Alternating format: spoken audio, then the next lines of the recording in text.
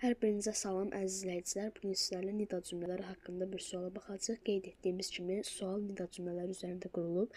Gəlin hər bir cümləni təhlil edək. Deməli, əvvəlcə ikinci cümləyə baxırıq. Burada görürük ki, bizim xəbərimiz sonda işləməyib, onun yerinə mübtədamız sonda işlənib. Buna görə bu səhvdə bilirik ki, nida cümlələrində xəbər sonda gəlməlidir, mübtəda yox. Həmçinin biz baxsaq ki, 5-ci cümləyə, həmçinin burada da görə bilərik ki, xəbər sonda işləməyib. Üstəgəl burada en artikelda yoxdur. Buna görə bu variant da səhvdir.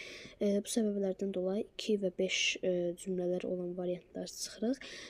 1, 3, 4 cümlələr arasında qalırıq. Burada baxsaq 4-cü cümləyə görərik ki, bizə verilən nida cümləsi how sözü ilə işlənib və how ilə olan nida cümlələri mütləq z artikli ilə olmalıdır. Yəni isimimiz z artikli ilə olmalıdır. Halbuki deyil və buna görə də bu variantımız da səhv sayılır və biz görürük ki, cavabımız 1-3, yəni C variantı olacaq.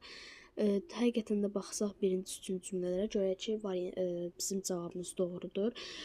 How ilə olan nida cümləsi z artikli ilə verilir və xəbər sondadır. Həmçinin what ilə olanda da en artikli, yəni qeyri-müəyyən artiklla verilib, xəbər sondadır. Bu cəhətdən 1 və 3 cümlələri daha dəqiq desək C variantı doğrudur. İzlədiyiniz üçün təşəkkürlər.